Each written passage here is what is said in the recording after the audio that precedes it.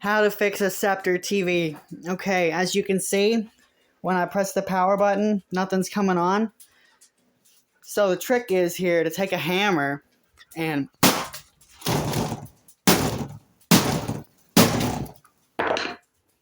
then you turn it on.